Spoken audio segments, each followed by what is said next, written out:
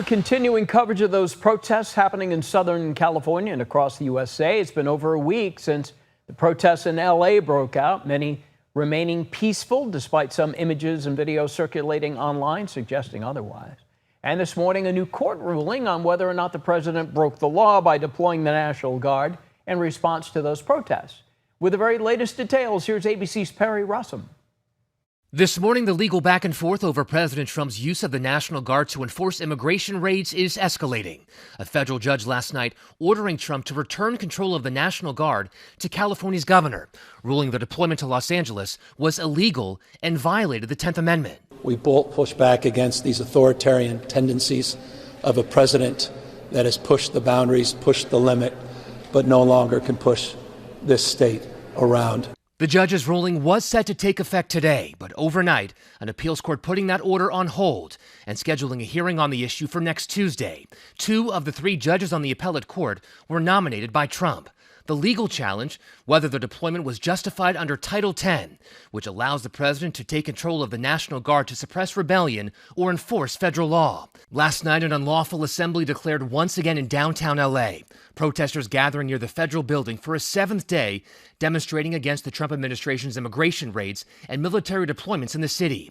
Meanwhile, this dramatic scene in Los Angeles, California Senator Alex Padilla forcibly removed during a news conference. The clash erupting moments after Homeland Security Secretary Kristi Noem vowed to, quote, liberate the city from what she called socialist leadership.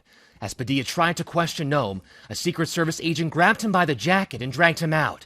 A scuffle with officers ending with the senator on his knees, surrounded and briefly in handcuffs.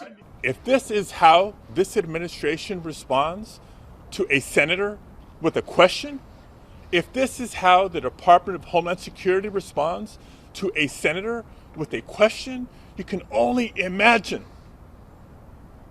what they're doing to farm workers, to cooks, to day laborers. The Department of Homeland Security defending the agents, saying they believed Padilla, who did not immediately identify himself, posed a threat. He did identify himself seconds later. I'm Senator Alex Padilla. I have questions for the secretary. Perry Russum, ABC News, Washington. We do know that Secretary Noem did meet with Senator Padilla after they had about a 15-minute face-to-face. And Secret Service thought Senator Padilla was an attacker. Noem said this about the incident. That wasn't appropriate. That if you wanted to have a civil discussion, especially as a leader, a public official, that you would reach out and try to have a conversation. From Senator Padilla's removal was swift and divided as video of his arrest continues to circulate. Reaction is pouring in from across the political landscape. That's why this morning we are hearing from someone who used to work directly for the senator who says this is bigger than politics. ABC 10's Garjpal Sangha has the story. On your back. The reaction to the takedown of California's U.S. Senator Alex Padilla is echoing far beyond the moment caught on tape. I don't think I've seen something like this where federal agents are taking down a U.S. senator in a federal building for trying to ask a question. Robbie Abalon used to work for the senator when he was the state's Secretary of State.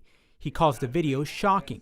I think that is kind of a symbol of where we are at the moment. It takes a lot for Senator Padilla to do something that's like this. So it meant that this is something that's extremely passionate, something that's very important to him. Sacramento area Democratic Congressman Ami Bera says this moment should worry every American. Now, this is a sitting United States senator.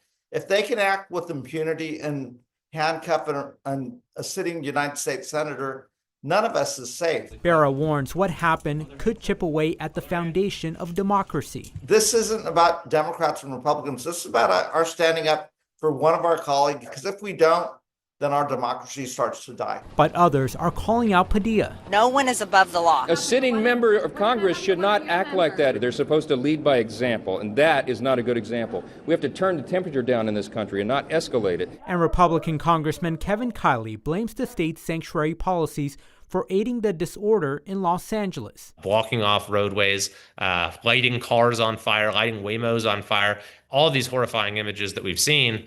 And what I find completely unacceptable is that this was all aided and abetted and encouraged by elected officials. A high-profile dispute where politics, power, and principles collide. This is a precedent I do not want to see repeated. That was Garshpal Sangha reporting, and Speaker Johnson had mentioned that Senator Padilla should be censured. No word if the U.S. Senate will actually go that route.